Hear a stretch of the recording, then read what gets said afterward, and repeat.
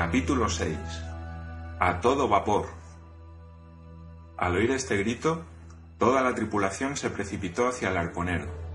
Comandante, oficiales, contramaestres, marineros, grumetes y hasta los ingenieros, que dejaron sus máquinas, y los fogoneros, que abandonaron sus puestos. Se había dado la orden de parar y la fragata ya no se desplazaba más que por su propia inercia. Tan profunda era ya la oscuridad que yo me preguntaba cómo había podido verlo el canadiense, por buenos que fuesen sus ojos. Mi corazón latía hasta romperse.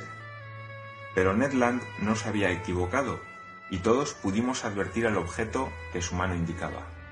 A unos 2 cables del Abraham Lincoln y por estribor, el mar parecía estar iluminado por debajo. No era un simple fenómeno de fosforescencia ni cabía engañarse.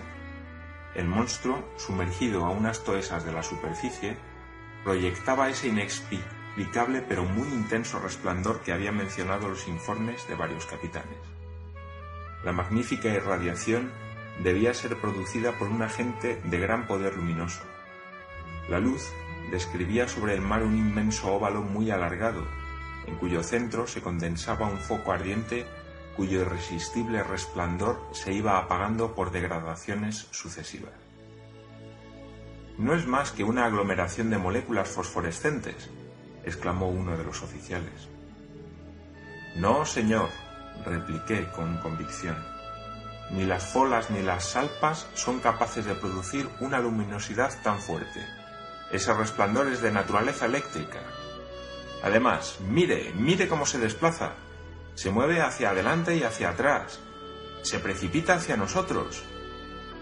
Un grito unánime surgió de la fragata. «¡Silencio!», gritó el comandante Farragut. «¡Caña a barlovento! ¡Toda! ¡Máquina atrás!».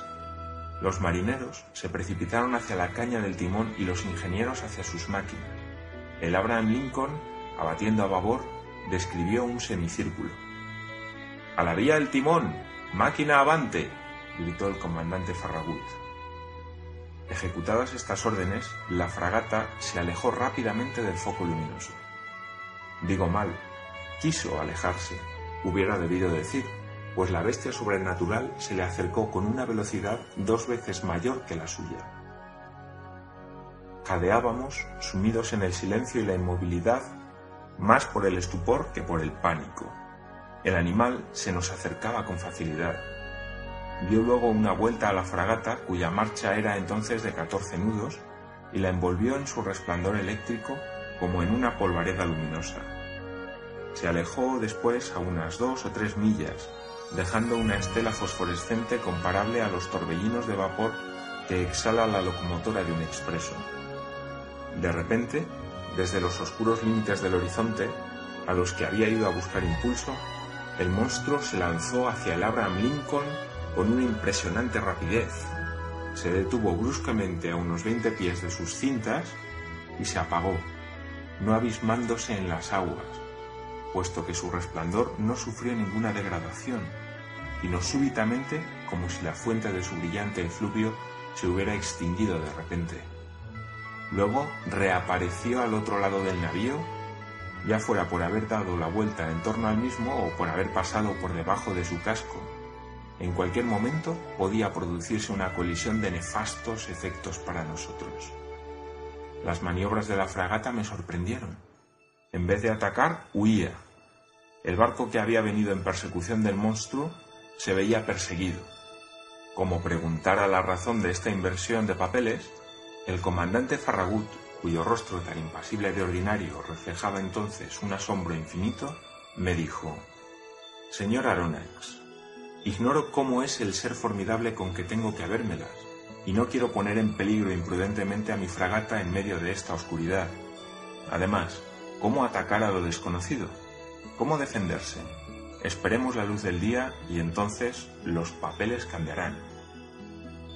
¿Le queda alguna duda, comandante, sobre la naturaleza del animal? «No, señor, es evidentemente un narval gigantesco, pero es también un narval eléctrico». «Quizá», dije, «si emite descargas eléctricas, sea tan inabordable como un gimnoto o un torpedo».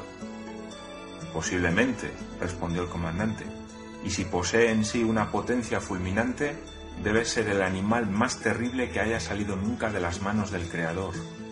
Por eso hay que ser prudentes. Toda la tripulación permaneció en pie durante la noche, sin que nadie pensara en dormir. No pudiendo competir en velocidad, el Abraham Lincoln había moderado su marcha. Por su parte, el narval, imitando a la fragata, se dejaba mecer por las olas y parecía decidido a no abandonar el escenario de la lucha.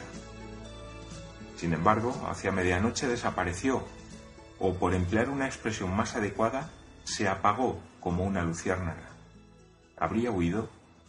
Cabía temer más que esperar que así fuera, pero a la 1:07 pudimos oír un silbido ensordecedor, semejante al producido por una columna de agua exhalada con una extrema violencia. El comandante Farragut, Ned Land y yo estábamos en ese momento en la toldilla, escrutando ávidamente las profundas tinieblas.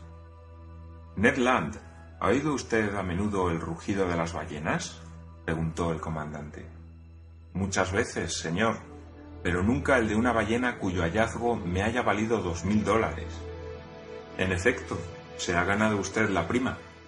Pero dígame, ¿no es ese el ruido que hacen los cetáceos al exhalar el agua por sus espiráculos?». «El mismo ruido, señor, con la diferencia de que el que acabamos de oír es incomparablemente más fuerte. No hay error posible, es un cetáceo lo que tenemos ante nosotros. Y con su permiso, señor», añadió el arponero, «mañana al despuntar el día le diremos 2 palabras a nuestro vecino». «Si es que está de humor para escucharle, señor Land», dije con un tono de escasa convicción. «Que pueda yo acercarme a 4 largos de arpón», replicó el canadiense, «y verá usted si se siente obligado a escucharme». «Para acercarse a él», dijo el comandante, «supongo que tendré que poner una ballenera a su disposición». «Claro está». «Lo que significará poner en juego la vida de mis hombres». «Y la mía», respondió el arponero, con la mayor simplicidad. Hacia las 2 de la mañana reapareció con no menor intensidad el foco luminoso, a unas 5 millas a barlovento del Abraham Lincoln. A pesar de la distancia y de los ruidos del viento y del mar, se oían claramente los formidables coletazos del animal y hasta su jadeante y poderosa respiración. Se diría que en el momento en que el enorme narval ascendía a la superficie del océano para respirar, el aire se precipitaba en sus pulmones como el vapor en los vastos cilindros de una máquina de 2000 caballos. Una ballena con la fuerza de un regimiento de caballería ya sería una señora ballena, pensé. Permanecimos alertas hasta el alba. Se iniciaron los preparativos de combate. Se dispusieron los aparejos de pesca a lo largo de las bordas. El segundo de a bordo hizo cargar las piezas que lanzan un arpón a una distancia de 1 milla y las que disparan balas explosivas cuyas heridas son mortales hasta para los más poderosos animales. Ned Land se había limitado a aguzar su arpón, que en sus manos se convertía en un arma terrible. A las 6 comenzó a despuntar el día, y con las primeras luces del alba desapareció el resplandor eléctrico del narval. A las 7 era ya de día, pero una bruma matinal muy espesa, impenetrable para los mejores catalejos, limitaba considerablemente el horizonte, ante la cólera y la decepción de todos. Subí hasta la cofa de mesana. Algunos oficiales estaban ya encaramados en lo alto de los mástiles. De repente, y al igual que en la víspera, se oyó la voz de Ned Land. «La cosa en cuestión por babor. ¡Atrás!». Todas las miradas convergieron en la dirección indicada. A 1,5 millas de la fragata, un largo cuerpo negruzco emergía de las aguas en 1 metro aproximadamente. Su cola, violentamente agitada, producía un considerable remolino. Jamás aparato caudal alguno había batido el mar con tanta violencia. Un inmenso surco de blanca espuma describía una curva alargada que marcaba el paso del animal. La fragata se aproximó al cetáceo y pude observarlo con tranquilidad. Los informes del Shannon y del Helvetia habían exagerado un poco sus dimensiones. Yo estimé su longitud en unos 250 pies tan solo. En cuanto a su grosor, no era fácil apreciarlo, pero en suma, el animal me pareció admirablemente proporcionado en sus 3 dimensiones. Mientras observaba a aquel ser fenomenal, vi cómo lanzaba 2 chorros de agua y de vapor por sus espiráculos hasta una altura de unos 40 metros. Eso me reveló su modo de respiración y me permitió concluir definitivamente que pertenecía a los vertebrados, clase de los mamíferos, subclase de los monodelfos, grupo de los pisciformes, orden de los cetáceos, familia... En este punto no podía pronunciarme todavía. El orden de los cetáceos comprende 3 familias, las ballenas, los cachalotes y los delfines, y es en esta última en la que se inscriben los narvales.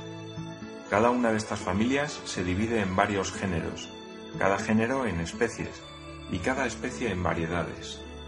Variedad, especie, género y familia me faltaban aún, pero no dudaba yo de que llegaría a completar mi clasificación, con la ayuda del cielo y del comandante Farragut.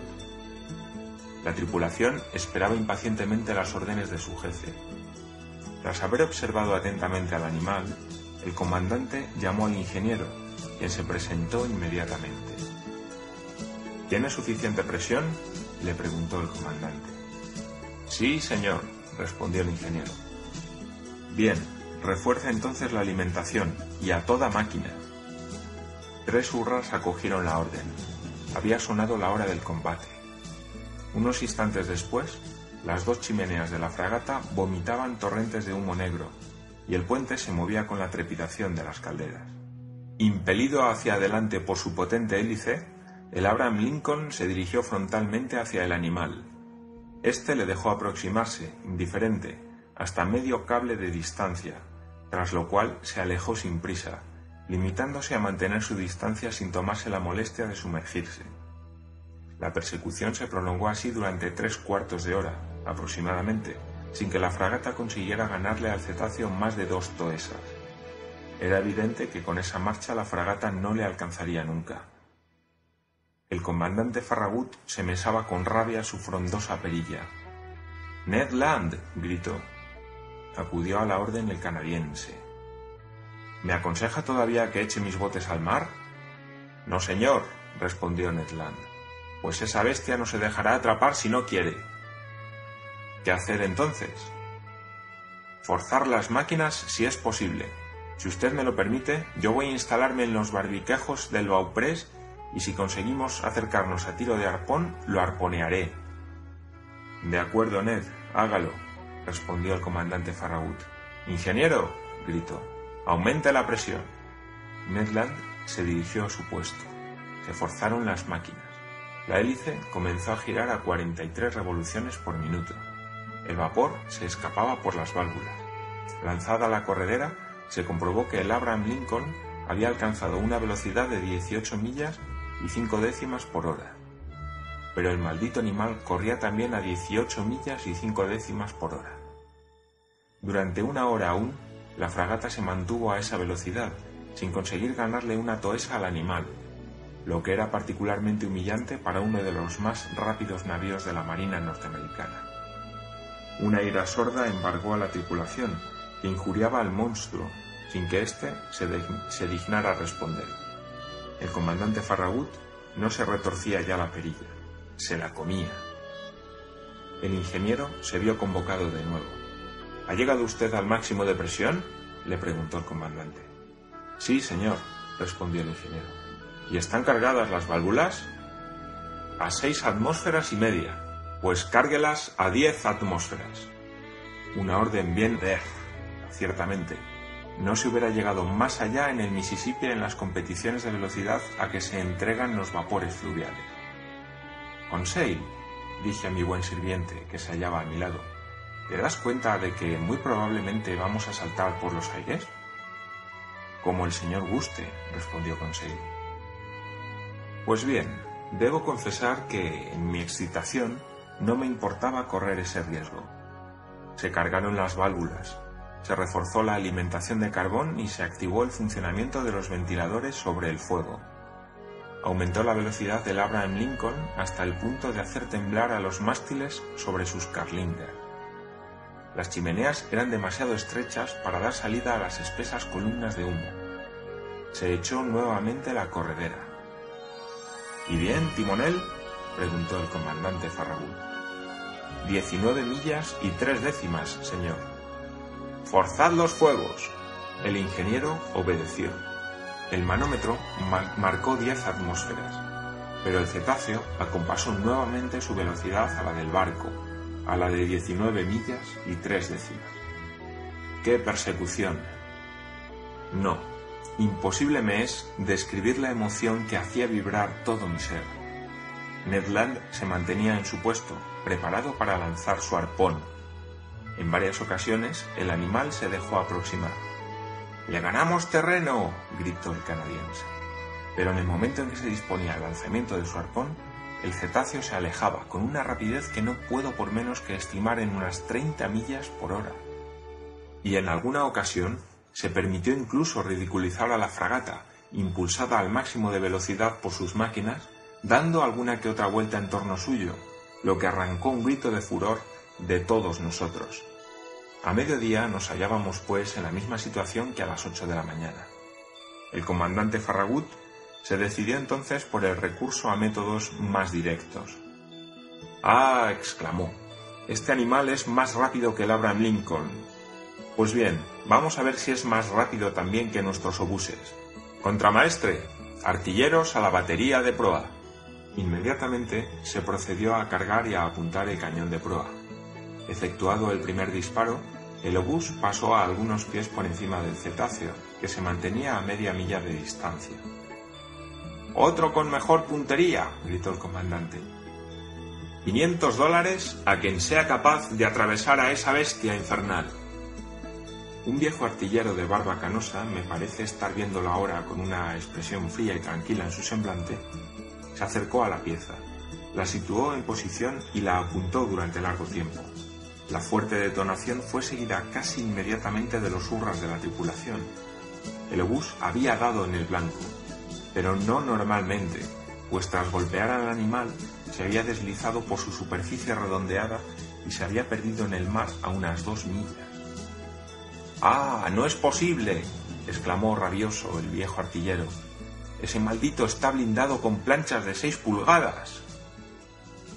—¡Maldición! —exclamó el comandante Farragut. La persecución recomenzó, y el comandante Farragut, cerniéndose sobre mí, me dijo: «Voy a perseguir a ese animal hasta que estalle mi fragata». «Sí», respondí, «tiene usted razón». Podía esperarse que el animal se agotara, que no fuera indiferente a la fatiga como una máquina de vapor. Pero no fue así. Transcurrieron horas y horas sin que diera ninguna señal de fatiga. Hay que decir, en honor del Abraham Lincoln, que luchó con una infatigable tenacidad. No estimó en menos de 500 kilómetros la distancia que recorrió nuestro barco durante aquella desventurada jornada del 6 de noviembre, hasta la llegada de la noche que sepultó en sus sombras las agitadas aguas del océano. En aquel momento creí llegado el fin de nuestra expedición, al pensar que nunca más habríamos de ver al fantástico animal, pero me equivocaba. A las 10:50 de la noche reapareció la claridad eléctrica a unas 3 millas a barlovento de la fragata, con la misma pureza e intensidad que en la noche anterior. El narval parecía inmóvil. Tal vez vencido por la fatiga dormía entregado a la ondulación de las olas. El comandante Farragut resolvió aprovechar la oportunidad que creyó ver en esa actitud del animal y dio las órdenes en consecuencia. El Abraham Lincoln se acercó a él despacio, prudentemente, para no sobresaltar a su adversario. No es raro encontrar en pleno océano a las ballenas sumidas en un profundo sueño, ocasión que es aprovechada con éxito por sus cazadores. Ned Land había arponeado a más de una en tal circunstancia. El canadiense volvió a instalarse en los barbiquejos del bauprés. La fragata se acercó silenciosamente. Paró sus máquinas a unos 2 cables del animal y continuó avanzando por su fuerza de inercia. Todo el mundo a bordo contenía la respiración. El silencio más profundo reinaba sobre el puente. Estábamos ya tan solo a unos 100 pies del foco ardiente, cuyo resplandor aumentaba deslumbrantemente. Inclinado sobre la batayola de proa, veía yo por debajo de mí a Ned Land, quien, asido de una mano al moco del brauprés, blandía con la otra su terrible arpón. Apenas 20 pies le separaban ya del animal inmóvil. De repente, Ned Land desplegó violentamente el brazo y lanzó el arpón. Oí el choque sonoro del arma, que parecía haber golpeado a un cuerpo duro. La claridad eléctrica se apagó súbitamente. 2 enormes trombas de agua se abatieron sobre el puente de la fragata y corrieron como un torrente de la proa a la popa, derribando a los hombres y rompiendo las trincas del maderamen. Se produjo un choque espantoso y, lanzado por encima de la batayola, sin tiempo para agarrarme, fui precipitado al mar.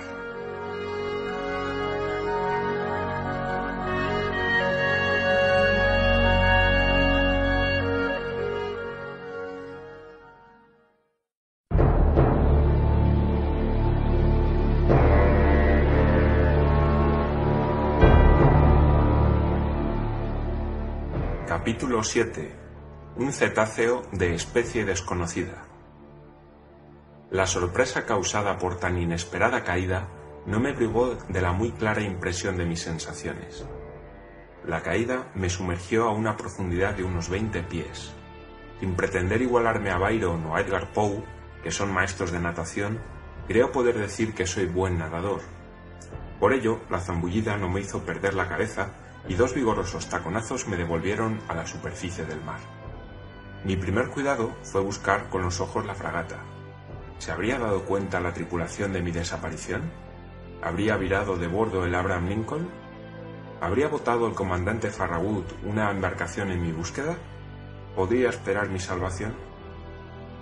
Profundas eran las tinieblas. Entreví una masa negra que desaparecía hacia el este y cuyas luces de posición iban desapareciendo en la lejanía. Era la fragata. Me sentí perdido. ¡Socorro! ¡Socorro!, grité mientras nadaba desesperadamente hacia el Abraham Lincoln, embarazado por mis ropas que, pegadas a mi cuerpo por el agua, paralizaban mis movimientos. Me iba abajo. Me ahogaba. ¡Socorro! Fue el último grito que exhalé. Mi boca se llenó de agua. Me debatía, succionado por el abismo. De pronto me sentí asido por una mano vigorosa que me devolvió violentamente a la superficie y oí estas palabras pronunciadas a mi oído. Si el Señor fuera tan amable de apoyarse en mi hombro, nadaría con más facilidad. Mi mano se asió del brazo de mi fiel Conseil. ¡Tú! ¡Eres tú! Yo mismo, respondió, a las órdenes del Señor. ¿Te precipitó el choque al mar al mismo tiempo que a mí? No, pero como estoy al servicio del Señor, seguí al Señor. El buen muchacho encontraba eso natural. ¿Y la fragata? La fragata, respondió Conseil, volviéndose de espaldas. Creo que el Señor hará bien en no contar con ella. ¿Cómo dices? Digo que en el momento en que me arrojé al mar, oí que los timoneles gritaban: ¡Se ha roto la hélice y el timón! ¿Rotos? Sí, destrozados por el diente del monstruo. Es la única avería, creo yo, que ha sufrido el Abraham Lincoln, pero desgraciadamente para nosotros es una avería que le impide gobernarse. ¿Entonces estamos perdidos? Posiblemente, respondió Conseil con la mayor tranquilidad.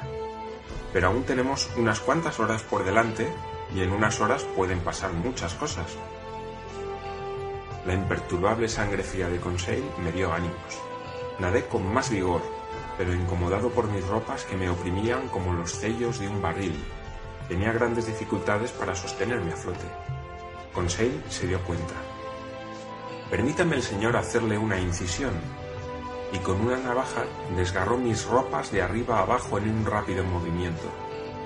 Luego me liberó de mis ropas con gran habilidad, mientras yo nadaba por los dos. A mi vez procedí a prestar idéntico servicio a Conseil, y continuamos navegando uno junto al otro. Nuestra situación era terrible. Tal vez no se hubiera dado cuenta nadie de nuestra desaparición, y aunque no hubiera pasado inadvertida, la fragata, privada de gobierno, no podría venir en busca nuestra.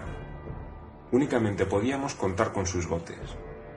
Partiendo de esta hipótesis, Conseil razonó fríamente e hizo un plan consecuente. Qué extraordinaria naturaleza la de este flemático muchacho, que se sentía allí como en su casa. Dado que nuestra única posibilidad de salvación era la de ser recogidos por los botes del Abraham Lincoln, se decidió que debíamos organizarnos de suerte que pudiéramos esperarlos el mayor tiempo posible. Yo resolví entonces que dividiéramos nuestras fuerzas a fin de no agotarlas simultáneamente, y así convinimos que uno de nosotros se mantendría inmóvil, tendido de espaldas, con los brazos cruzados y las piernas extendidas, mientras el otro nadaría impulsándolo hacia adelante. Esta tarea de remolcador no debía prolongarse en más de 10 minutos, y relevándonos así podríamos nadar durante varias horas y mantenernos incluso hasta el alba. Débil posibilidad, pero la esperanza está tan fuertemente enraizada en el corazón del hombre. Además, éramos dos. Y por último, puedo afirmar, por improbable que esto parezca, que aunque tratara de destruir en mí toda ilusión, aunque me esforzara por desesperar, no podía conseguirlo. La colisión de la fragata y del cetáceo se había producido hacia las 11 de la noche. Calculé, pues, que debíamos nadar durante unas 8 horas hasta la salida del sol, operación rigurosamente practicable con nuestro sistema de relevos. El mar, bastante bonancible, nos fatigaba poco. A veces trataba yo de penetrar con la mirada en las espesas tinieblas que tan solo rompía la fosforescencia provocada por nuestros movimientos. Miraba esas ondas luminosas que se deshacían en mis manos y cuya capa espejante formaba como una película de tonalidades lívidas. Se hubiera dicho que estábamos sumergidos en un baño de mercurio. Hacia la 1 de la mañana me sentía ya totalmente extenuado, con los miembros rígidos por el efecto de unos violentos calambres. Conseil tuvo que sostenerme, y a partir de ese momento nuestra conservación pesó exclusivamente sobre él. Pronto oí jadear al pobre muchacho. Su respiración se tornó corta y rápida, y eso me hizo comprender que no podría resistir ya mucho más tiempo. «Déjame, déjame», le dije. «Abandonar al Señor. Nunca. Antes me ahogaré yo. Me ahogaré antes que él». La luna apareció en aquel momento, entre los bordes de una espesa nube que el viento impelía hacia el este. La superficie del mar rieló bajo sus rayos. La bienhechora luz reanimó nuestras fuerzas. Pude levantar la cabeza y escrutar el horizonte. Vi la fragata a unas 5 millas de nosotros como una masa oscura, apenas reconocible, pero no había ni un bote a la vista. Quise gritar. ¿Para qué a tal distancia? Mis labios hinchados no dejaron pasar ningún sonido. Conseil pudo articular algunas palabras y gritar repetidas veces: «¡Socorro! ¡Socorro!». Suspendidos por un instante nuestros movimientos, escuchamos. Y quizá fuera uno de esos zumbidos que en el oído produce la sangre congestionada, pero me pareció que un grito había respondido al de Conseil. «¿Has oído?», murmuré. «Sí, sí». Y Conseil lanzó al espacio otra llamada desesperada. Ya no había error posible. Una voz humana estaba respondiendo a la nuestra. ¿Era la voz de algún infortunado abandonado en medio del océano? ¿La de otra víctima del choque sufrido por el navío? ¿O provenía esa voz de un bote de la fragata llamándonos en la oscuridad? Conseil hizo un supremo esfuerzo y, apoyándose en mi hombro, mientras yo extraía fuerzas de una última convulsión, irguió medio cuerpo fuera del agua, sobre la que cayó enseguida, agotado. «¿Has visto algo?». «He visto», murmuró, «he visto, pero no hablemos, conservemos todas nuestras fuerzas». ¿Qué podía haber visto? Entonces, no sé cómo ni por qué, me asaltó por vez primera el recuerdo del monstruo. Pero, ¿y esa voz? En estos tiempos los jonás no se refugian ya en el vientre de las ballenas. Conseil comenzó a remolcarme. De vez en cuando levantaba la cabeza, miraba ante sí y profería un grito de reconocimiento al que respondía la voz, cada vez más cercana. Yo apenas podía oírla, llegado ya al límite de mis fuerzas. Notaba cómo se me iban separando los dedos.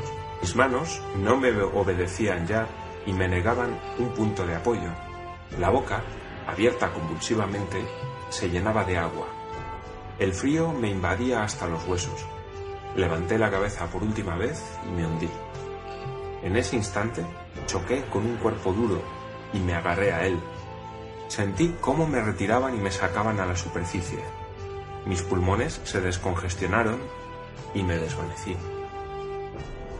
Pronto volví en mí, gracias a unas vigorosas fricciones que recorrieron mi cuerpo. Entreabrí los ojos. «Conseil», murmuré. «¿Llamaba el señor?», dijo Conseil. A la débil luz de una luna que descendía por el horizonte, vi una figura que no era la de Conseil y que reconocí enseguida. «¡Ned!», exclamé. «En persona, señor. El mismo, que va corriendo tras de la prima ganada», respondió el canadiense. «¿También le precipitó al mar el choque de la fragata?». «Sí, señor profesor, pero más afortunado que usted, pude tomar pie casi inmediatamente sobre un islote flotante». «¿Un islote?», o por decirlo con más propiedad, sobre su narval gigantesco. «Explíquese, Ned». Solo que pronto pude comprender por qué mi arpón no le hirió y se melló en su piel. «¿Por qué, Ned? ¿Por qué?». «Porque esta bestia, señor profesor, está hecha de acero». Debo aquí hacer acopio de mis impresiones, revivificar mis recuerdos y controlar mis propias aserciones. Las últimas palabras del canadiense habían dado un vuelco a mi cerebro. Rápidamente me hicé hasta la cima del ser o del objeto semisumergido que nos servía de refugio y la golpeé con el pie.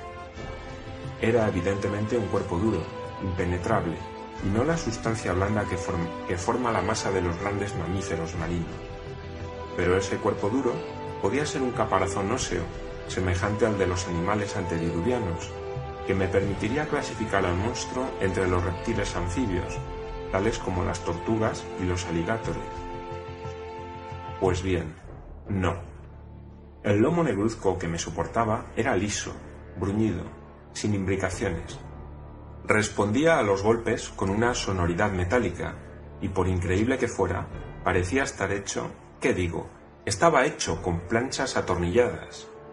La duda ya no era posible. El animal, el monstruo, el fenómeno natural que había intrigado al mundo científico de todo el orbe y excitado y extraviado la imaginación de los marinos de ambos hemisferios era, había que reconocerlo, un fenómeno aún más asombroso, un fenómeno creado por la mano del hombre. El descubrimiento de la existencia del ser más fabuloso, del ser más mitológico, no habría podido sorprender tanto y en tan alto grado a mi razón como el que acababa de hacer. Que lo prodigioso provenga del Creador parece sencillo, pero hallar de repente bajo los ojos lo imposible, misteriosa y humanamente realizado, es algo que hace naufragar a la razón. Y no había vacilación posible. Nos hallábamos, efectivamente, tendidos sobre la superficie de una especie de barco submarino, cuya forma, hasta donde podía juzgar por lo que de ella veía, era la de un enorme pez de acero. Ned Land tenía ya formada su opinión al respecto, y Conseil y yo hubimos de compartirla con él. «Pero, puesto que es así», dije, «este aparato contiene un mecanismo de locomoción y una tripulación para maniobrarlo». «Evidentemente», respondió el arponero. «Y sin embargo, hace ya 3 horas que habito esta isla flotante sin que su tripulación haya dado todavía señales de vida». «¿Ha permanecido inmóvil durante todo este tiempo?». «Así es, señor Aronnax. Se deja mecer por las olas, sin ningún otro movimiento». «Sin embargo, nosotros sabemos, sin la menor duda, que está dotado de una gran velocidad. Ahora bien, para producir esa velocidad hace falta una máquina, y para hacer funcionar esta, un maquinista. De todo ello infiero que estamos salvados». Exclamó Ned Land en tono de duda. En aquel mismo momento, y como corroboración de mi argumento, se oyó un ruido procedente de la extremidad posterior del extraño aparato, cuyo propulsor era evidentemente una hélice, y se puso en movimiento. Apenas si tuvimos tiempo para aferrarnos a su parte superior que emergía de las aguas en unos 80 centímetros. Afortunadamente, su velocidad no era excesiva. «Mientras navego horizontalmente», murmuró Ned Land, «nada tengo que objetar, pero como le dé por sumergirse, no doy $2 por mi pellejo». Y aún hubiera podido dar menos. Se hacía, pues, urgente comunicar con los seres encerrados en el interior de la máquina. Busqué en la superficie de la misma una abertura, una escotilla, un agujero de hombre, por emplear la expresión técnica, pero las líneas de tornillos, sólidamente fijados en las junturas de las planchas, eran continuas y uniformes.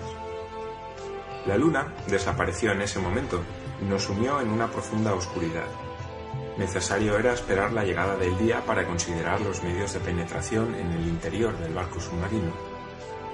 Así pues, nuestra salvación dependía únicamente del capricho de los misteriosos tripulantes que dirigían el aparato. Si decidían sumergirse, estaríamos perdidos. Exceptuado este caso, no dudaba yo de la posibilidad de entrar en relación con ellos. Pues en efecto, de no producir por sí mismos el aire, necesario era que ascendiesen de vez en cuando a la superficie del océano para renovar su provisión de moléculas respirables. De ahí la necesidad de que existiera una abertura que pusiera en comunicación el interior del barco con la atmósfera. Había que descartar ya completamente toda esperanza de ser salvados por el comandante Farragut, pues íbamos hacia el oeste y a una velocidad que, aunque relativamente moderada, yo estimaba no inferior a unas 12 millas por hora.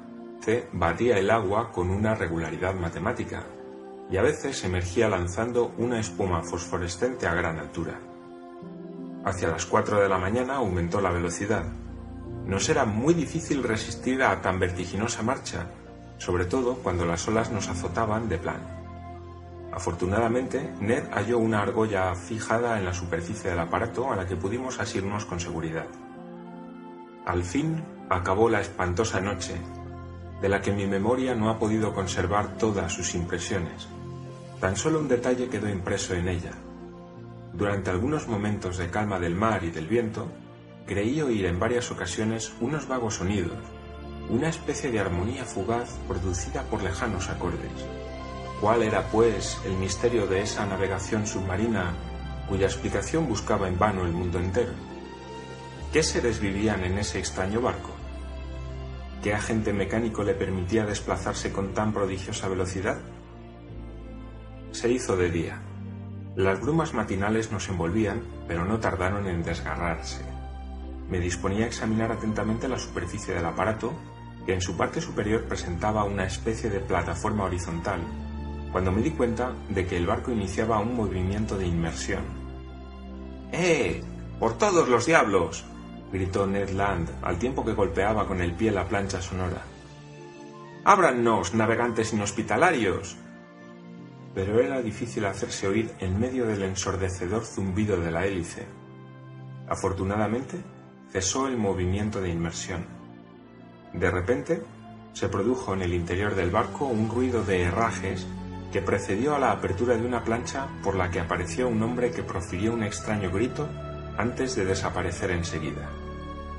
Algunos instantes después, 8 hombres muy fornidos, con el rostro velado, aparecieron por la abertura y silenciosamente nos introdujeron en su formidable máquina.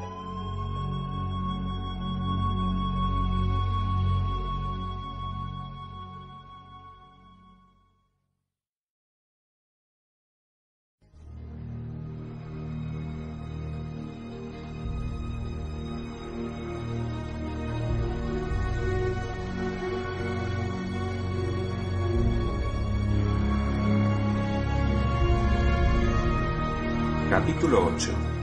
Mobilis Immobile. Ese rapto tan brutalmente ejecutado se había realizado con la rapidez del relámpago, sin darnos tiempo ni a mis compañeros ni a mí de poder efectuar observación alguna. Ignoro lo que ellos pudieron sentir al ser introducidos en aquella prisión flotante, pero a mí me recorrió la epidermis un helado escalofrío. ¿Con quién tendríamos que habérnoslas? Sin duda con piratas de una nueva especie que explotaban el mar a su manera. Nada más cerrarse la estrecha escotilla, me envolvió una profunda oscuridad. Mis ojos, aún llenos de la luz exterior, no pudieron distinguir cosa alguna. Sentí el contacto de mis pies descalzos con los peldaños de una escalera de hierro. Ned Land y Conseil, vigorosamente atrapados, me seguían. Al pie de la escalera se abrió una puerta que se cerró inmediatamente tras nosotros con estrépito. Estábamos solos. ¿Dónde? No podía decirlo, ni apenas imaginarlo. Todo estaba oscuro. Era tan absoluta la oscuridad que tras algunos minutos mis ojos no habían podido percibir ni una de esas mínimas e indeterminadas claridades que dejan filtrarse las noches más cerradas. Furioso ante tal forma de proceder, Ned Land daba rienda suelta a su indignación. «¡Por 1000 diablos!», exclamaba. «He aquí una gente que podría dar lecciones de hospitalidad a los caledonianos. No les falta más que ser antropófagos y no me sorprendería que lo fueran. Pero declaro que no dejaré sin protestar que me coman». «Tranquilízase, amigo Ned, cálmese», dijo plácidamente Conseil. «No se sulfure antes de tiempo. Todavía no estamos en la parrilla». «En la parrilla no», replicó el canadiense, «pero sí en el horno, eso es seguro. Esto está bastante negro. Afortunadamente conservo mi cuchillo y veo lo suficiente como para servirme de él. Al primero de estos bandidos que me ponga la mano encima...». «No se irrite usted, Ned», le dije, «y no nos comprometa con violencias inútiles. Quién sabe si nos estarán escuchando. Tratemos más bien de saber dónde estamos». Caminé a tientas y a los 5 pasos me topé con un muro de hierro, hecho con planchas atornilladas. Al volverme, choqué con una mesa de madera, cerca de la cual había unas cuantas banquetas. El piso de aquel calabozo estaba tapizado con una espesa estera de cáñamo que amortiguaba el ruido de los pasos. Los muros desnudos no ofrecían indicios de puertas o ventanas. Conseil, que había dado la vuelta en sentido opuesto, se unió a mí y volvimos al centro de la cabina, que debía tener unos 20 pies de largo por 10 de ancho. En cuanto a su altura, Ned Land no pudo medirla pese a su elevada estatura.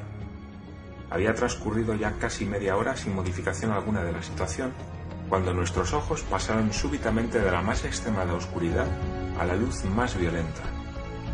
Nuestro calabozo se iluminó repentinamente, es decir, se llenó de una materia luminosa tan viva que no pude resistir al pronto su resplandor.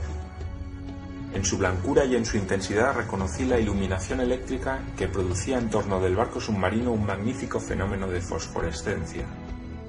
Reabrí los ojos que había cerrado involuntariamente y vi que el agente luminoso emanaba de un globo deslustrado encajado en el techo de la cabina.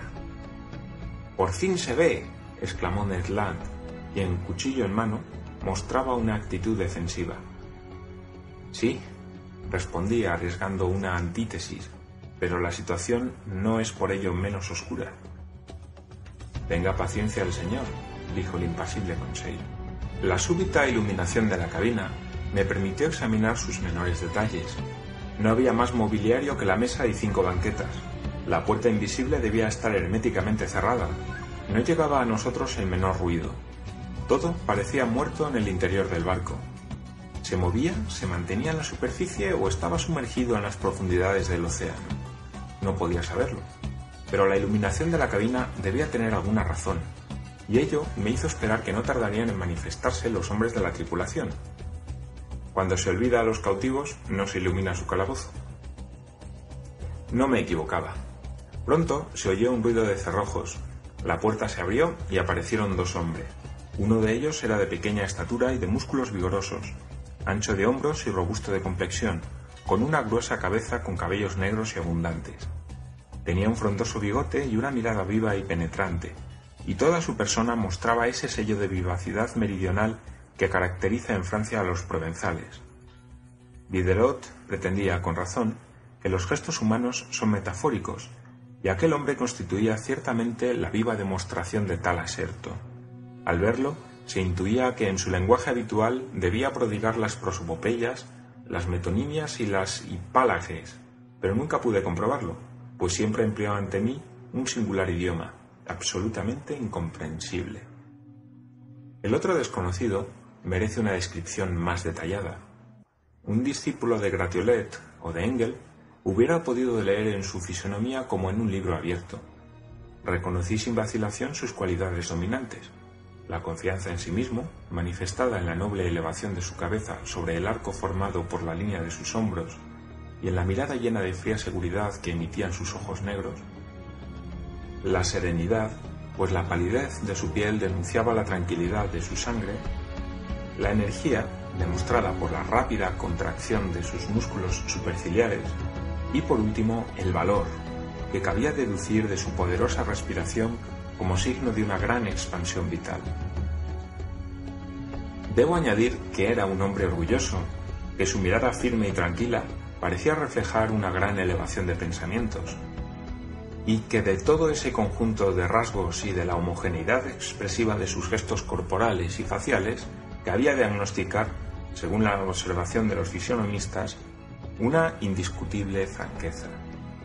Me sentí involuntariamente tranquilizado en su presencia y optimista en cuanto al resultado de la conversación. Imposible me hubiera sido precisar si el personaje tenía 35 o 40 años. Era de elevada estatura. Su frente era ancha, recta la nariz, la boca netamente dibujada, la dentadura magnífica, y sus manos eran finas y alargadas, eminentemente psíquicas, por emplear la expresión de la quirognomonía, con que se caracteriza unas manos dignas de servir a un alma elevada y apasionada. Aquel hombre constituía ciertamente el tipo más admirable que me había encontrado en toda mi vida. Detalle particular: sus ojos, un tanto excesivamente separados entre sí, podían abarcar simultáneamente casi la cuarta parte del horizonte. Esa facultad, que pude verificar más tarde, se acompañaba de la de un poder visual superior incluso al de Ned Land. Cuando aquel desconocido fijaba sus ojos en un objeto, la línea de sus cejas se fruncía, sus anchos párpados se plegaban circunscribiendo a las pupilas, y estrechando así la extensión del campo visual, miraba. ¡Qué mirada la suya! Cómo aumentaba el tamaño de los objetos disminuidos por la distancia, cómo le penetraba a uno hasta el alma, al igual que lo hacía con las capas líquidas, tan opacas para nuestros ojos, y cómo leía en lo más profundo de la mar. Los dos desconocidos, tocados con boinas de piel de nutria marina y calzados con botas de piel de foca, vestían unos trajes de un tejido muy particular que dejaban al cuerpo una gran libertad de movimientos. El más alto de los dos, evidentemente el jefe de a bordo, nos examinaba con una extremada atención, sin pronunciar palabra. Luego se volvió hacia su compañero y habló con él en un lenguaje que no pude reconocer. Era un idioma sonoro, armonioso, flexible, cuyas vocales parecían sometidas a una muy variada acentuación. El otro respondió con un movimiento de cabeza y añadió 2 o 3 palabras absolutamente incomprensibles para nosotros. De nuevo, los ojos del jefe se posaron en mí, y su mirada parecía interrogarme directamente. Respondí, en buen francés, que no entendía su idioma, pero él pareció no comprenderme a su vez, y pronto la situación se tornó bastante embarazosa. «Cuéntele el señor nuestra historia, de todos modos», me dijo Conseil. «Es probable que estos señores puedan comprender algunas palabras». Comencé el relato de nuestras aventuras, cuidando de articular claramente las sílabas y sin omitir un solo detalle. Decliné nuestros nombres y profesiones, haciéndoles una presentación en regla del profesor Aronnax, de su doméstico Conseil y de Ned Land el arponero. El hombre de ojos dulces y serenos me escuchó tranquilamente, cortésmente incluso, y con una notable atención, pero nada en su rostro indicaba que hubiera comprendido mi historia. Cuando lo hube terminado, no pronunció una sola palabra. Quedaba el recurso de hablar inglés. Tal vez pudiéramos hacernos comprender en esa lengua que es prácticamente universal. Yo la conocía, así como la lengua alemana, de forma suficiente para leerla sin dificultad, pero no para hablarla correctamente. Y lo que importaba era que nos comprendieran. «Vamos, señor Land», le dije al arponero, «saque de sí el mejor inglés que haya hablado nunca un anglosajón, a ver si es más afortunado que yo». Ned no se hizo rogar, y recomenzó mi relato, que pude comprender casi totalmente. Fue el mismo relato en el fondo, pero diferente en la forma. El canadiense, llevado de su carácter, le dio una gran animación. Se quejó con acritud de haber sido aprisionado con desprecio del derecho de gentes. Pidió que se le dijera en virtud de qué ley se le retenía así. Invocó el habeas corpus. Amenazó con querellarse contra los que le habían secuestrado indebidamente. Se agitó, gesticuló, gritó y finalmente dio a entender con expresivos gestos que nos moríamos de hambre. Lo que era totalmente cierto, aunque casi lo hubiéramos olvidado. Con gran asombro por su parte, el arponero pudo darse cuenta de que no había sido más inteligible que yo. Nuestros visitantes permanecían totalmente impasibles. Era evidente que no comprendían ni la lengua de Arago ni la de Faraday. Tras haber agotado en vano nuestros recursos filológicos, me hallaba yo muy turbado, sin saber qué partido tomar, cuando me dijo Conseil: «Puedo contárselo en alemán, si el señor me lo permite». «¿Cómo? ¿Tú hablas alemán?» «Como un flamenco, mal que le pese al señor». «Al contrario, eso me agrada. Adelante, muchacho». Y Conseil, con su voz pausada, contó por tercera vez las diversas peripecias de nuestra historia. Pero pese a los elegantes giros y la buena prosodia del narrador, la lengua alemana no conoció mayor éxito que las anteriores. Exasperado ya, decidí por último reunir los restos de mis primeros estudios y narrar nuestras aventuras en latín. Cicerón se habría tapado los oídos y me hubiera enviado a la cocina, pero a trancas y barrancas seguí mi propósito, con el mismo resultado negativo. Abortada definitivamente esta última tentativa, los dos desconocidos cambiaron entre sí algunas palabras en su lengua incomprensible y se retiraron sin tan siquiera habernos dirigido uno de esos gestos tranquilizadores que tienen curso en todos los países del mundo. La puerta se cerró tras ellos. «¡Esto es una infamia!», exclamó Ned Land, estallando de indignación por 20ª vez. «¿Cómo? Se les habla a estos bandidos en francés, en inglés, en alemán y en latín, y no tienen la cortesía de responder». «Cálmese, Ned», dije al fogoso arponero. «La cólera no conduce a nada». «¿Pero se da usted cuenta, señor profesor?», replicó nuestro irascible compañero, «de que podemos morir de hambre en esta jaula de hierro». «Bah, con un poco de filosofía podemos resistir aún bastante tiempo», dijo Conseil. «Amigos míos», dije, «no hay que desesperar. Nos hemos hallado en peores situaciones. Hacedme el favor de esperar para formarnos una opinión sobre el comandante y la tripulación de este barco». «Mi opinión ya está hecha», replicó Ned Land. «Son unos bandidos». «Bien, pero ¿de qué país?» «Del país de los bandidos». «Mi buen Ned, este país no está aún indicado en el mapa mundi. Confieso que la nacionalidad de estos dos desconocidos es difícil de identificar. Ni ingleses, ni franceses, ni alemanes. Eso es todo lo que podemos afirmar. Sin embargo, yo diría que el comandante y su segundo han nacido en bajas latitudes. Hay algo en ellos de meridional. Pero ¿son españoles, turcos, árabes o hindúes? Eso es algo que sus tipos físicos no me permiten decidir. En cuanto a su lengua, es absolutamente incomprensible. Este es el inconveniente de no conocer todas las lenguas, o la desventaja de que no exista una sola, respondió Conseil. «Lo que no serviría de nada», replicó Ned Land. «¿No ven ustedes que esta gente tiene un lenguaje para ellos, un lenguaje inventado para desesperar a la buena gente que pide de comer? Abrir la boca, mover la mandíbula, los dientes y los labios. ¿No es algo que se comprende en todos los países del mundo? ¿Es que eso no quiere decir tanto en Quebec como en Pomotu, tanto en París como en las Antípodas, que tengo hambre, que me den de comer?» «Oh, usted sabe, hay naturalezas tan poco inteligentes».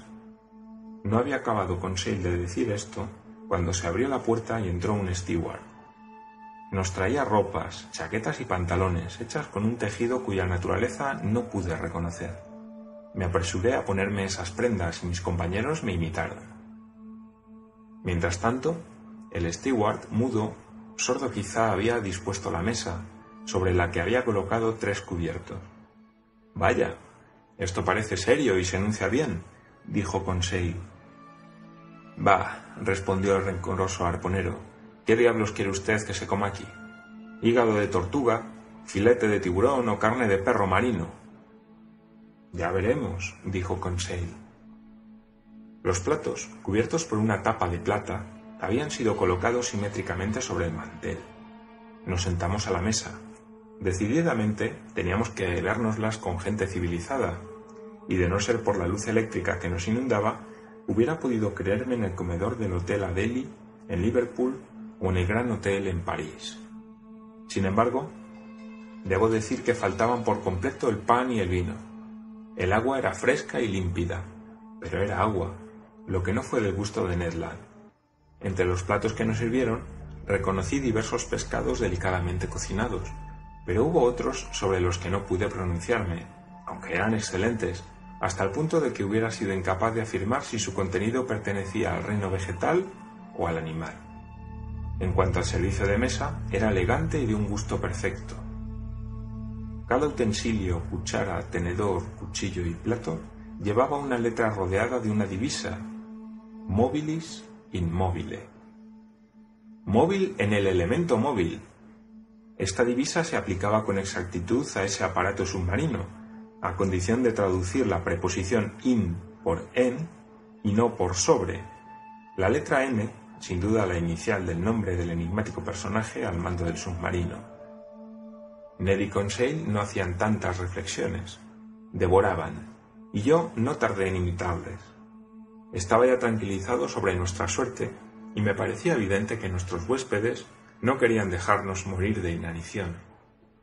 Todo tiene un fin en este bajo mundo, hasta el hambre de quienes han permanecido sin comer durante 15 horas. Satisfecho nuestro apetito, se dejó sentir imperiosamente la necesidad de dormir, reacción muy natural tras la interminable noche que habíamos pasado luchando contra la muerte. «Me parece que no me vendría mal un sueñecito», dijo Conseil. «Yo ya estoy durmiendo», respondió Ned. Mis compañeros se tumbaron en el suelo y no tardaron en sumirse en un profundo sueño. Por mi parte, cedí con menos facilidad a la imperiosa necesidad de dormir. Demasiados pensamientos se acumulaban en mi cerebro, acosado por numerosas cuestiones insolubles, y un tropel de imágenes mantenía mis párpados entreabiertos. ¿Dónde estábamos? ¿Qué extraño poder nos gobernaba? Sentía, o más bien creía sentir, que el aparato se hundía en las capas más profundas del mar y me asaltaban violentas pesadillas. Entreveía en esos misteriosos asilos todo un mundo de desconocidos animales, de los que el barco submarino era un congénere, como ellos vivo, moviente y formidable. Mi cerebro se fue calmando, mi imaginación se fundió en una vaga somnolencia y pronto caí en un triste sueño.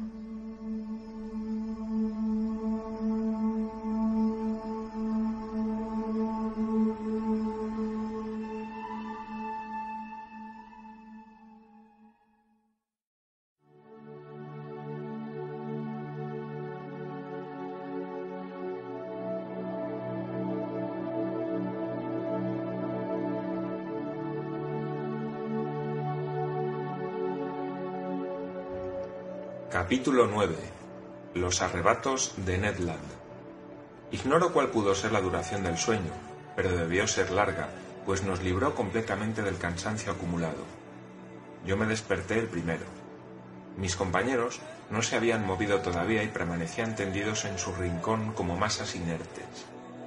Apenas me hube levantado de aquel duro lecho, me sentí con el cerebro despejado y las ideas claras, y reexaminé atentamente nuestra celda. Nada había cambiado en su disposición interior. La prisión seguía siéndolo, y los prisioneros también. Sin embargo, el steward había aprovechado nuestro sueño para retirar el servicio de mesa. Nada indicaba, pues, un próximo cambio de nuestra situación, y me pregunté seriamente si nuestro destino sería el de vivir indefinidamente en ese calabozo. Esa perspectiva me pareció tanto más penosa cuanto que, si bien mi cerebro se veía libre de las obsesiones de la víspera, sentía una singular opresión en el pecho. Respiraba con dificultad, al no bastar el aire muy pesado al funcionamiento de mis pulmones. Aunque la cabina fuese bastante amplia, Era evidente que habíamos consumido en gran parte el oxígeno que contenía. En efecto, cada hombre consume en una hora el oxígeno contenido en 100 litros de aire, y el aire, cargado entonces de una cantidad casi igual de ácido carbónico, se hace irrespirable. Era pues urgente renovar la atmósfera de nuestra cárcel, y también, sin duda, la del barco submarino. Esto me llevó a preguntarme cómo procedería para ello el comandante de aquella vivienda flotante.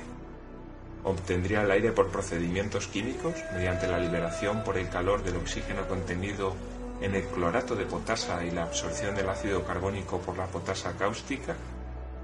En ese caso, debía haber conservado alguna relación con los continentes para procurarse las materias necesarias a tal operación. ¿O se limitaría únicamente a almacenar en depósitos el aire bajo altas presiones para luego distribuirlo según las necesidades de su tripulación? Tal vez. Quedaba también el procedimiento, más cómodo y económico, y por tanto más probable, de emerger a la superficie de las aguas para respirar, como un cetáceo, y renovar así su provisión de atmósfera para un periodo de 24 horas. Fuera cual fuese el método adoptado, me parecía prudente que se empleara sin más tardanza. En efecto, mis pulmones se sentían ya obligados a multiplicar sus inspiraciones para extraer de la celda el escaso oxígeno que contenía. De repente, me sentí refrescado por una corriente de aire puro y perfumado de emanaciones salinas. Era la brisa del mar, vivificante y cargada de yodo. Abrí ampliamente la boca y mis pulmones se saturaron de frescas moléculas. Al mismo tiempo, sentí un movimiento de balanceo, de escasa intensidad, pero perfectamente determinable. El barco, el monstruo de acero, acababa evidentemente de subir a la superficie del océano para respirar, al modo de las ballenas. La forma de ventilación del barco quedaba, pues, perfectamente identificada. Tras absorber a pleno pulmón el aire puro, busqué el conducto, el aerífero que canalizaba hasta nosotros el bienhechor efluvio y no tardé en encontrarlo. Por encima de la puerta se abría un agujero de aireación que dejaba pasar una fresca columna de aire para la renovación de la atmósfera de la cabina. Me hallaba concentrado en esa observación cuando Ned y Conseil se despertaron casi al mismo tiempo, bajo la influencia de la revivificante aeración. Ambos se restregaron los ojos, desperezaron los brazos y se pusieron en pie en un instante. ¿Ha dormido bien el señor?, preguntó Conseil con su cortesía consuetudinaria. Magníficamente, respondí. ¿Y usted, Ned? Profundamente, señor profesor. Pero si no me engaño, me parece que estoy respirando la brisa marina. Un marino no podía engañarse. Conté al canadiense lo que había ocurrido durante su sueño. Bien, dijo, eso explica perfectamente los mugidos que oímos cuando el supuesto narval se halló en presencia del Abraham Lincoln. Así es, señor Land, era su respiración. No tengo la menor idea de qué hora pueda ser, señor Aronnax. ¿No será la hora de la cena? ¿La hora de la cena? Debería decir la hora del almuerzo, pues con toda seguridad nuestra última comida data de ayer. Lo que demuestra, dijo Conseil, que hemos dormido por lo menos 24 horas. Esa es mi opinión, respondí. No voy a contradecirle, manifestó Ned Land.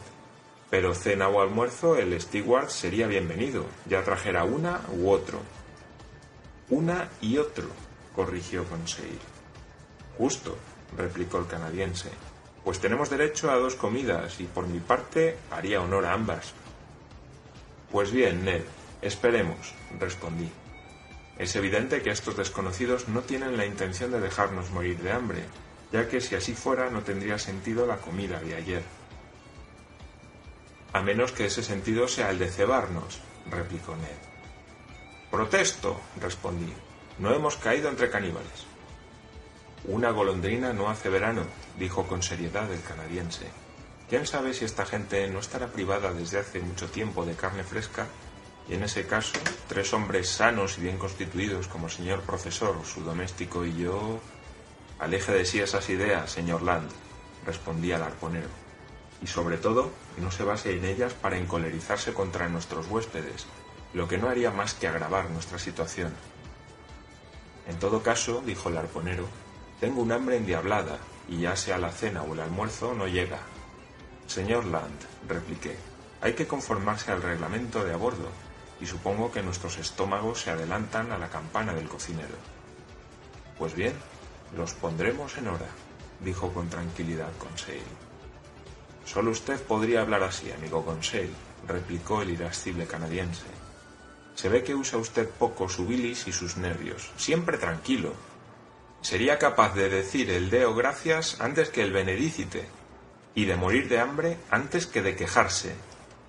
¿De qué serviría?, dijo Conseil. Pues serviría para quejarse. Ya es algo. Y si estos piratas, y digo piratas por respeto y no por contrariar al señor profesor, que prohíbe llamarles caníbales, se figuran que van a guardarme en esta jaula en la que me ahogo, sin oír las imprecaciones con que yo suelo sazonar mis arrebatos, se equivocan de medio a medio.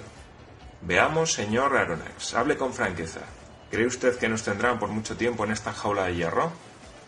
A decir verdad, sé tanto como usted, amigo Land. ¿Pero qué es lo que usted supone? Supongo que el azar nos ha hecho conocer un importante secreto. Y si la tripulación de este barco submarino tiene interés en mantener ese secreto, y si ese interés es más importante que la vida de 3 hombres, creo que nuestra existencia se halla gravemente comprometida. En el caso contrario, el monstruo que nos ha tragado nos devolverá en la primera ocasión al mundo habitado por nuestros semejantes. A menos, dijo Conseil, que nos enrolen en su tripulación y nos guarden así con ellos. Hasta el momento, replicó Ned Land, en que alguna fragata más rápida o más afortunada que el Abraham Lincoln se apodere de este nido de bandidos y envíe a su tripulación y a nosotros con ella a respirar por última vez a la extremidad de su verga mayor. Buen razonamiento, Ned, dije, pero todavía no se nos ha hecho, que yo sepa, ninguna proposición. Inútil, pues, discutir el partido que debamos tomar hasta que sea necesario. Se lo repito, esperemos. Tomemos consejo de las circunstancias y abstengámonos de toda acción, puesto que no hay nada que hacer. Al contrario, señor profesor, respondió el arponero, que no quería darse por vencido. Hay que hacer algo. ¿Qué, señor Land? Escaparnos. Escaparse de una prisión terrestre a menudo es difícil, pero hacerlo de una prisión submarina me parece absolutamente imposible. Vamos, amigo Ned, dijo Conseil, ¿qué va a responder a la objeción del señor? Yo no puedo creer que un americano se halle nunca falto de recursos. El arponero, visiblemente turbado, se calló. Una huida en las condiciones en que nos había puesto el azar era absolutamente imposible, pero un canadiense es un francés a medias, y Ned Land lo acreditó con su respuesta, tras unos momentos de vacilación y reflexión. Así que, señor Aronnax, ¿no adivina usted lo que deben hacer unos hombres que no pueden escaparse de su prisión? No, amigo mío. Pues es bien sencillo. Es preciso que se las arreglen para permanecer en ella. Diantre, exclamó Conseil. Es cierto que más vale estar dentro que debajo o encima. Pero después de haber expulsado de ella a los carceleros y a los guardianes, añadió Ned Land. ¿Cómo? Ned, ¿piensa usted en serio en apoderarse de este barco? Muy en serio, en efecto, respondió el canadiense. Eso es imposible. ¿Por qué? Puede presentarse alguna oportunidad favorable y no veo lo que podría impedirnos aprovecharla. Si no hay más de una veintena de hombres a bordo de esta máquina, no creo que hagan retroceder a 2 franceses y a un canadiense, digo yo. Más valía admitir la proposición del arponero que discutirla. Por ello me limité a responderle así. Dejemos que las circunstancias manden, señor Land, y entonces veremos. Pero hasta entonces, se lo ruego, contenga su impaciencia. No podemos actuar más que con astucia, y no es con la pérdida del control de los nervios con lo que podrá usted originar circunstancias favorables. Prométame, pues, que aceptará usted la situación sin dejarse llevar de la ira. Se lo prometo, señor profesor, respondió Ned Land con un tono poco tranquilizador. Ni una palabra violenta saldrá de mi boca, ni un gesto brutal me traicionará, aunque el servicio de la mesa no se cumpla con la regularidad deseable. Tengo su palabra, Ned. Cesamos la conversación y cada uno de nosotros se puso a reflexionar por su cuenta. Confesaré que por mi parte, y pese a la determinación del arponero, no me hacía ninguna ilusión. No creía yo en esas circunstancias favorables que había invocado Ned Land. Tan segura manipulación del submarino requería una numerosa tripulación y, consecuentemente, en el caso de una lucha, nuestras probabilidades de éxito serían ínfimas. Además, necesario era, ante todo, estar libres, y nosotros no lo estábamos. No veía ningún medio de salir de una celda de acero tan herméticamente cerrada, y si, como parecía probable, el extraño comandante de ese barco tenía un secreto que preservar, cabía abrigar pocas esperanzas de que nos dejara movernos libremente a bordo. La incógnita estribaba en saber si se liberaría violentamente de nosotros o si nos lanzaría algún día a algún rincón de la tierra. Todas estas hipótesis me parecían extremadamente plausibles, y había que ser un arponero para poder creer en la reconquista de la libertad. Me di cuenta de que las ideas de Ned Land iban agriándose con las reflexiones a que se entregaba su cerebro. Podía oír poco a poco el hervor de sus imprecaciones en el fondo de su garganta, y veía cómo sus gestos iban tornándose amenazadores. Andaba, daba vueltas como una fiera enjaulada y golpeaba con pies y manos las paredes de la celda. Pasaba el tiempo mientras tanto y el hambre nos aguijoneaba cruelmente, sin que nada nos anunciara la aparición del steward. Esto ya era olvidar demasiado nuestra situación de náufragos, si es que realmente se tenían buenas intenciones hacia nosotros. Atormentado por las contracciones de su robusto estómago, Ned Land se encolerizaba cada vez más, lo que me hacía temer, pese a su palabra, una explosión cuando se hallara en presencia de uno de los hombres de a bordo. La ira del canadiense fue creciendo durante las 2 horas siguientes. Ned Land llamaba y gritaba, pero en vano. Sordas eran las paredes de acero. Yo no oía el menor ruido en el interior del barco, que parecía muerto. No se movía, pues de hacerlo hubiera sentido los estremecimientos del casco bajo la impulsión de la hélice. Sumergido sin duda en los abismos de las aguas, no pertenecía ya a la tierra. El silencio era espantoso. No me atrevía a estimar la duración de nuestro abandono, de nuestro aislamiento en el fondo de aquella celda. Las esperanzas que me había hecho concebir nuestra entrevista con el comandante iban disipándose poco a poco. La dulzura de la mirada de aquel hombre, la expresión generosa de su fisonomía, la nobleza de su porte, iban desapareciendo de mi memoria. Volví a ver al enigmático personaje, sí, pero tal como debía ser, necesariamente implacable y cruel.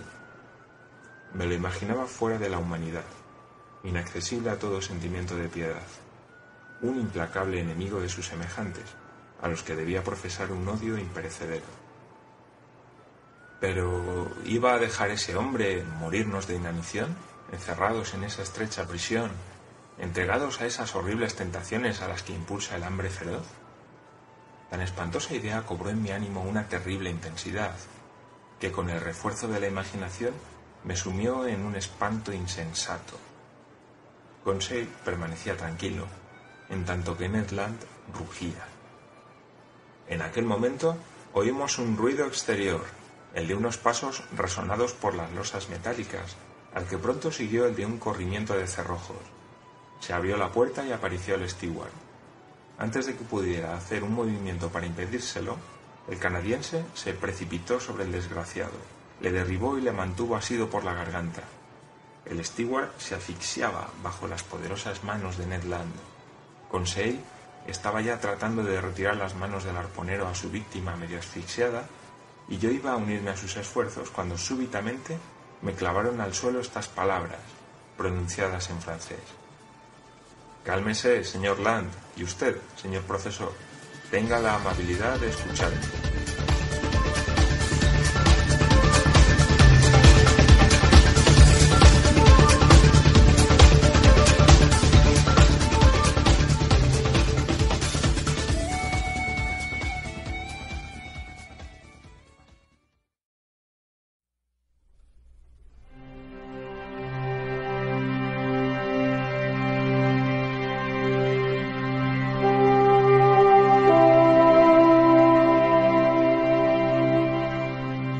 Capítulo 10. El hombre de las aguas.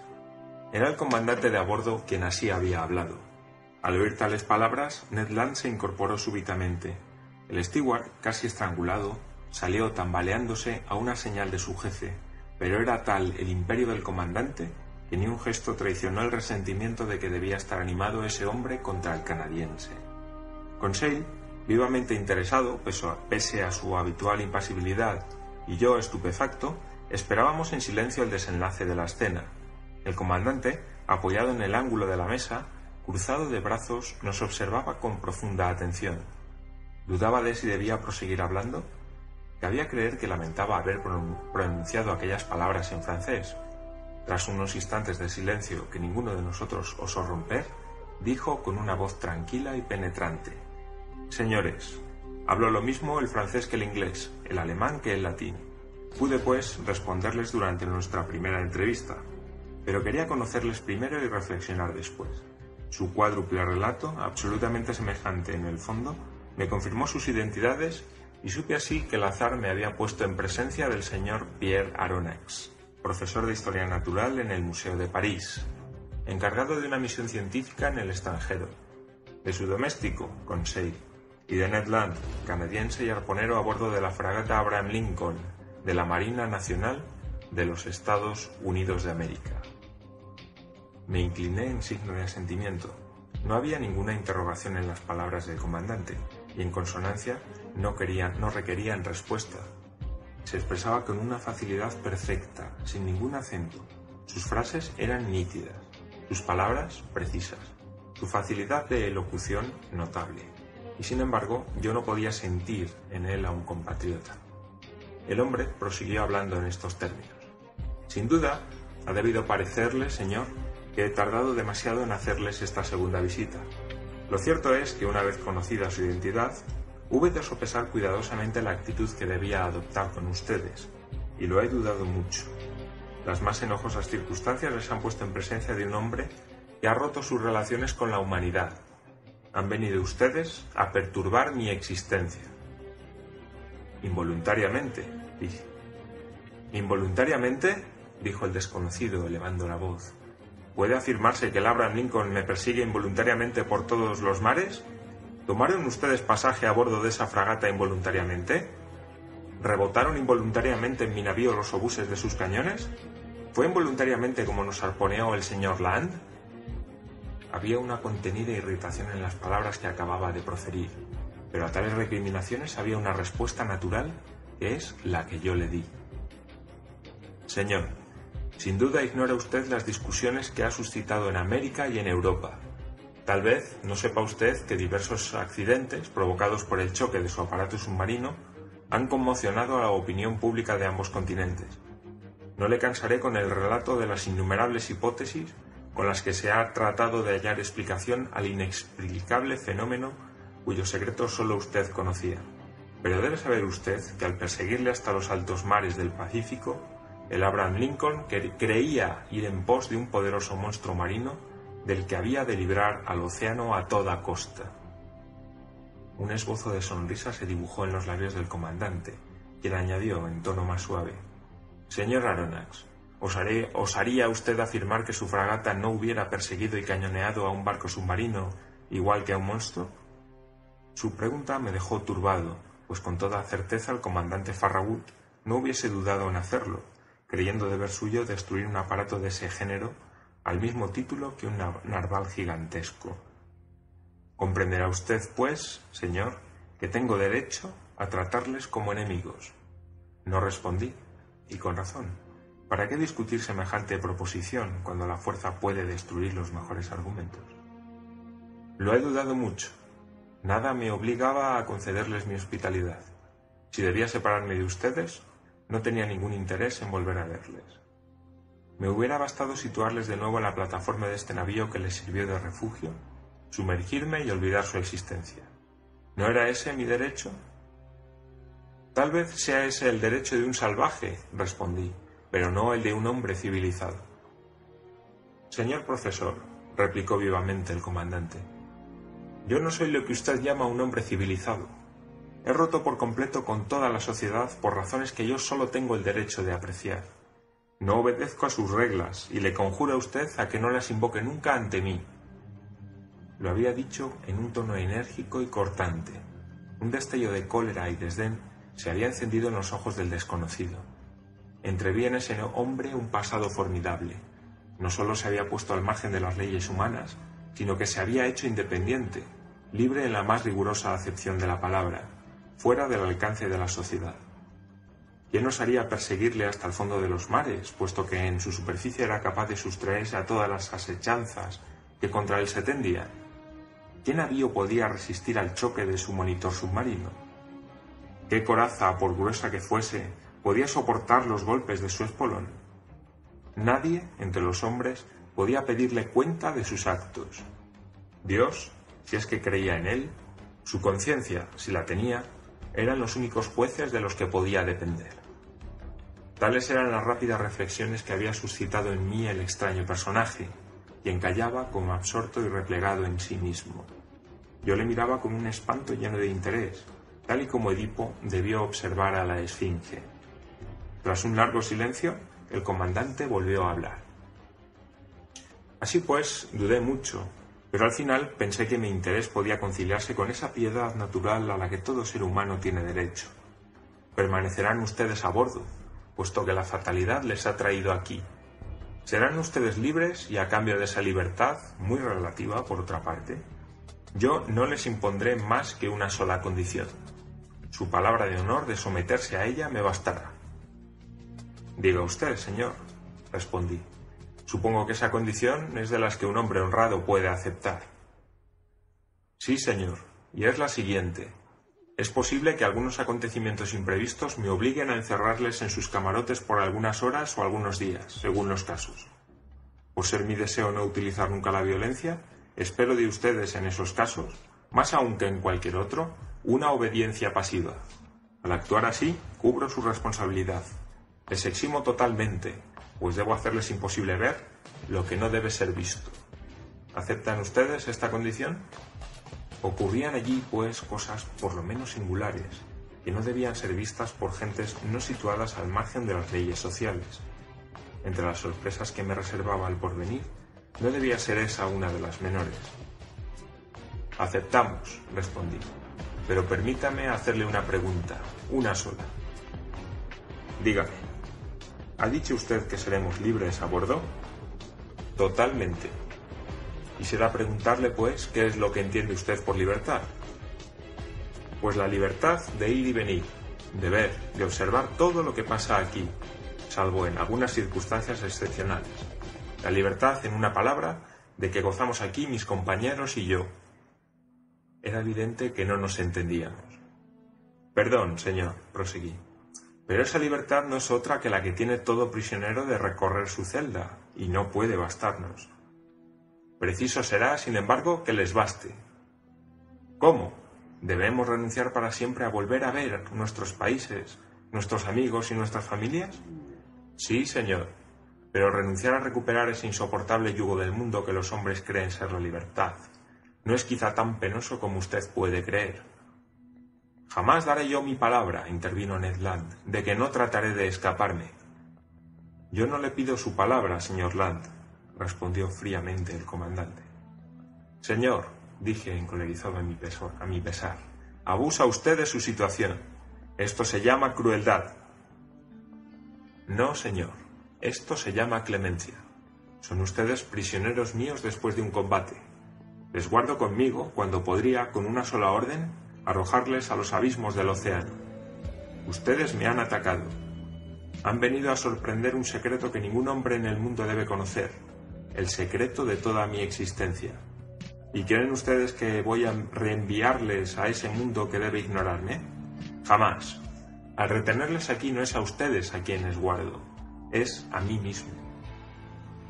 Esta declaración indicaba en el comandante una decisión contra la que no podría prevalecer ningún argumento. Así pues, señor, dije, nos da usted simplemente a elegir entre la vida y la muerte, ¿no? Así es, simplemente. Amigos míos, dije a mis compañeros, ante una cuestión así planteada no hay nada que decir, pero ninguna promesa nos liga al comandante de a bordo. Ninguna, señor. respondió el desconocido.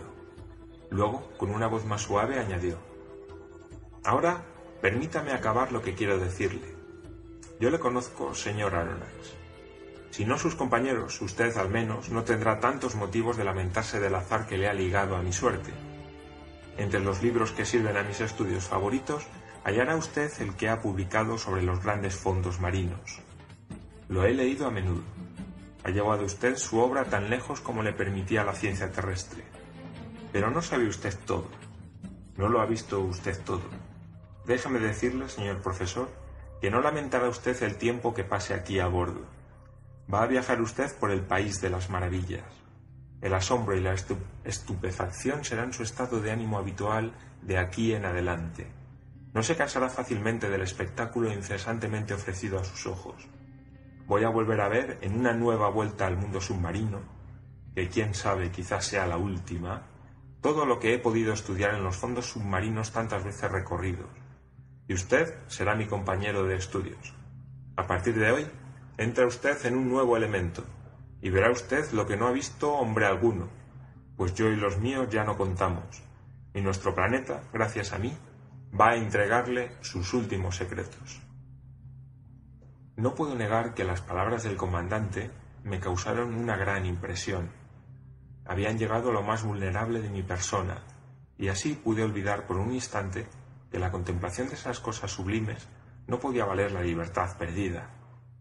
Pero tan grave cuestión quedaba confiada al futuro, y me limité a responder: señor, aunque haya usted roto con la humanidad, quiero creer que no ha renegado de todo sentimiento humano. Somos náufragos, caritativamente recogidos a bordo de su barco, no lo olvidaremos. En cuanto a mí, me doy cuenta de que si el interés de la ciencia pudiera absorber hasta la necesidad de la libertad, lo que me promete nuestro encuentro me ofrecería grandes compensaciones. Pensaba yo que el comandante iba a tenderme la mano para sellar nuestro tratado, pero no lo hizo, y lo sentí por él. Una última pregunta, dije en el momento en que ese ser inexplicable parecía querer retirarse. Dígame, señor profesor. ¿Con qué nombre debo llamarle?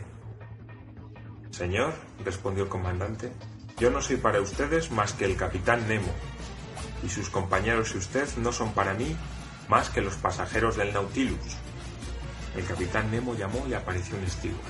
El capitán le dio unas órdenes en esa extraña lengua que yo no podía reconocer. Luego, volviéndose hacia el canadiense y Conseil, dijo: les espera el almuerzo en su camarote. Tengan la amabilidad de seguir a este hombre. No es cosa de despreciar, dijo el arponero a la vez que salía con Conseil de la celda en la que permanecíamos desde hacía más de 30 horas. Y ahora, señor Aronnax, nuestro almuerzo está dispuesto. Permítame que le guíe. A sus órdenes, capitán. Seguí al capitán Nemo y nada más atravesar la puerta nos adentramos por un estrecho corredor iluminado eléctricamente.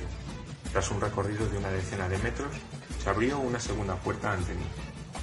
Entré en un comedor decorado y amueblado con un gusto severo. En sus dos extremidades se elevaban altos aparadores de roble con adornos incrustados de ébano, y sobre sus anaqueles en formas onduladas brillaban cerámicas, porcelanas y cristalerías de un precio inestimable. Una vajilla lisa resplandecía en ellos bajo los rayos que emitía un techo luminoso, cuyo resplandor mitigaban y tamizaban unas pinturas de delicada factura y ejecución. En el centro de la sala había una mesa ricamente servida. El capitán Nemo me indicó el lugar en que debía instalarme. Siéntase y coma como debe hacerlo un hombre que debe estar muriéndose de hambre. El almuerzo se componía de un cierto número de platos, de cuyo contenido era el mar el único proveedor. Había algunos cuya naturaleza y procedencia me eran totalmente desconocidas. Confieso que estaban muy buenos, pero con un gusto particular al que me acostumbré fácilmente. Me parecieron todos ricos en fósforo, lo que me hizo pensar que debían tener un origen marino. El capitán Nemo me miraba. No le pregunté nada, pero debió adivinar mis pensamientos, pues respondió a las preguntas que deseaba ardientemente formularle. La mayor parte de estos alimentos le son desconocidos. Sin embargo, puede comerlos sin temor, pues son sanos y muy nutritivos. Hace mucho tiempo ya que he renunciado a los alimentos terrestres sin que mi salud se resienta en lo más mínimo. Los hombres de mi tripulación son muy vigorosos y se alimentan igual que yo. ¿Todos estos alimentos son productos del mar? Sí, señor profesor. El mar provee a todas mis necesidades. Unas veces echo mis redes a la rastra y las retiro siempre a punto de romperse, y otras me voy de caza por este elemento que parece ser inaccesible al hombre, en busca de las piezas que viven en mis bosques submarinos. Mis rebaños, como los del viejo pastor de Neptuno, pacen sin temor en las inmensas praderas del océano. Tengo yo ahí una vasta propiedad que exploto yo mismo y que está sembrada por la mano del creador de todas las cosas. Miré al capitán Nemo con un cierto asombro y le dije: comprendo perfectamente que sus redes suministran excelentes pescados a su mesa. Me es más difícil comprender que pueda cazar en sus bosques submarinos, pero lo que no puedo comprender en absoluto es que un trozo de carne, por pequeño que sea, pueda figurar en su menú. Nunca usamos aquí la carne de los animales terrestres, respondió el capitán Nemo. ¿Y eso?, pregunté, mostrando un plato en el que había algunos trozos de filete. Eso que cree usted ser carne no es otra cosa que filete de tortuga de mar. He aquí igualmente unos hígados de delfín que podría usted tomar por un guisado de cerdo. Mi cocinero es muy hábil en la preparación de los platos y en la conservación de estos variados productos del océano. Pruébelos todos. He aquí una conserva de oloturias que un malayo declararía sin rival en el mundo. He aquí una crema hecha con leche de cetáceo y azúcar elaborada a partir de los grandes fucos del Mar del Norte. Y por último, permítame ofrecerle esta confitura de anémona que vale tanto como la de los más sabrosos frutos. Probé de todo, más por curiosidad que por gula, mientras el capitán Nemo me encantaba con sus inverosímiles relatos. Pero el mar, señora Aronnax, esta fuente prodigiosa e inagotable de nutrición, no solo me alimenta, sino que también me viste. Esas telas que le cubren a usted están tejidas con los visos de ciertas conchas bivalvas, teñidas con la púrpura de los antiguos y matizadas con los colores violetas que extraigo de las aplisias del Mediterráneo. Los perfumes que hallará en el tocador de su camarote son el producto de la destilación de plantas marinas. Su colchón está hecho con la zostera más suave del océano. Su pluma será una barba córnea de ballena, y la tinta que use la secretada por la jibia o el calamar. Todo me viene ahora del mar, como todo volverá a él algún día. ¿Ama usted el mar, capitán? Sí, lo amo. El mar es todo. Cubre las 7/10 partes del globo terrestre. Su alimento es puro y sano. Es el inmenso desierto en el que el hombre no está nunca solo, pues siente estremecerse la vida en torno suyo. El mar es el vehículo de una sobrenatural y prodigiosa existencia. Es movimiento y amor. Es el infinito viviente, como ha dicho uno de sus poetas. Y en efecto, señor profesor, la naturaleza se manifiesta en él con sus 3 reinos, el mineral, el vegetal y el animal.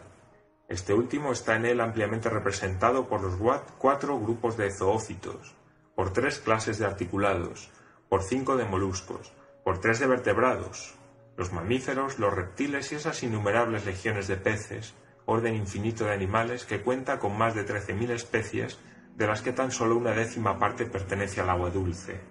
El mar es el vasto receptáculo de la naturaleza. Fue por el mar por lo que comenzó el globo, y quién sabe si no terminará por él. En el mar está la suprema tranquilidad. El mar no pertenece a los déspotas. En su superficie pueden todavía ejercer sus derechos inicuos, batirse, pelearse, devorarse, transportar a ella todos los horrores terrestres, pero a 30 pies de profundidad su poder cesa, su influencia se apaga, su potencia desaparece. ¡Ah! ¡Viva usted, señor, en el seno de los mares! ¡Viva en ellos! Solamente ahí está la independencia. Ahí no conozco dueño ni señor. Ahí yo soy libre.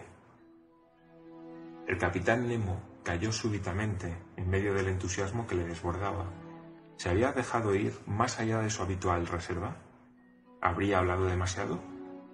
Muy agitado, se paseó durante algunos instantes. Luego sus nervios se calmaron.